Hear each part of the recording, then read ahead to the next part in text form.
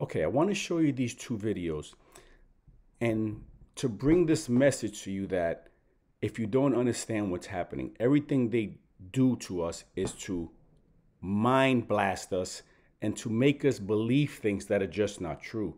It's called propaganda. Propaganda is a big way of winning over, or I don't even know if you're winning over if you have to use lies to make people believe something, but it's a way of winning over favoritism through lies, deceit, and to make you believe things that are actually not true.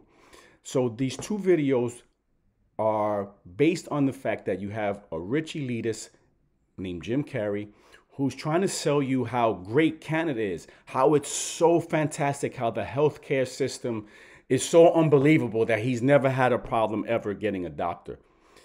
And it fits in because they're trying to sell us the whole healthcare thing, that everyone deserves healthcare, when in fact, the healthcare in the United States, although not perfect, is still one of the best places to get healthcare. Yes, there's many people without healthcare, but you can still get Medicaid and all that stuff. Is it the best care? Absolutely not. But it's still better than what most countries have. And what they want to do is put you in this healthcare where everyone's supposed to get the same health care, but of course it never works out like that. The rich elitists will always get the best care, but what it does is it hurts the little man, the regular working class people. And I'm going to show you that right here because you watch Jim Carey, who is a propagandist, trying to sell you how great how great Canada healthcare is and how we need to bring that here to the United States. And then reality sets in. You see a regular working class woman talk about how the healthcare in Canada is atrocious, how she can't see a doctor, all this stuff. I'm not going to say it. I'm going to let her tell you the story, and then you could decide for yourself what's true and what's propaganda. What are they trying to sell us as opposed to what is actually happening? So check it out and you be the judge. Hey, everyone.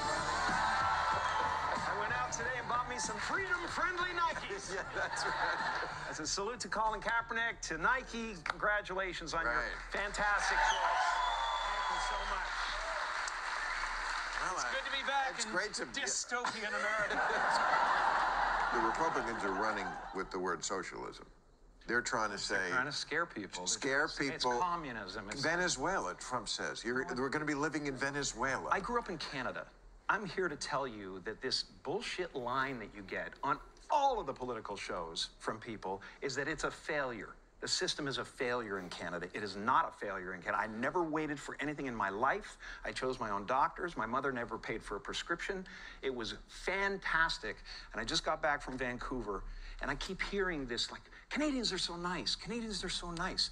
They can be nice because they have health care. Because they have a government that cares about them.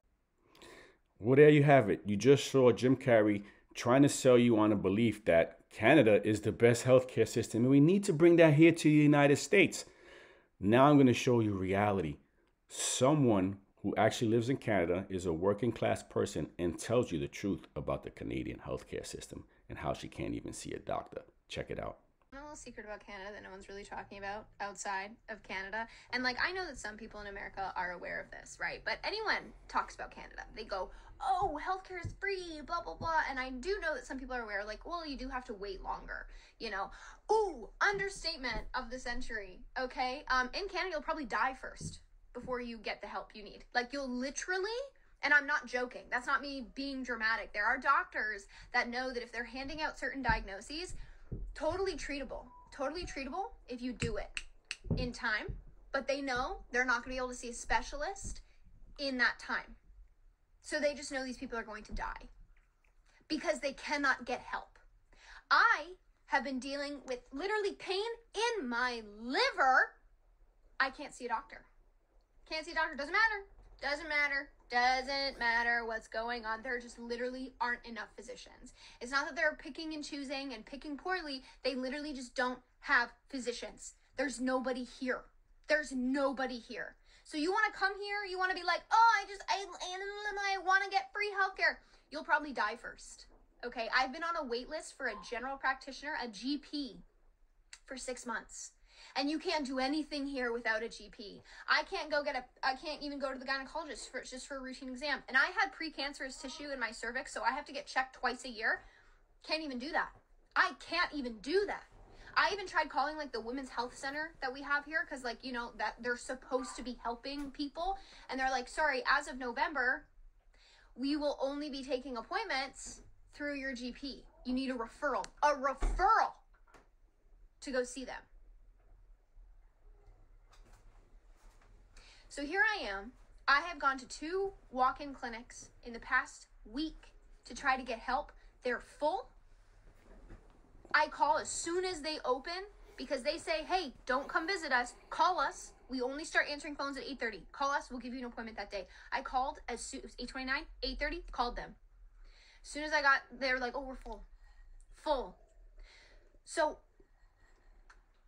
if you want to come here, I hope that you are the healthiest person ever and you've never had one single medical problem in your life. If you go to the ER, the only way you're probably going to get seen, you need to seize on the floor. No, seriously, you need to have a seizure. That's a real story that my cousin witnessed. You will not get help here. You won't.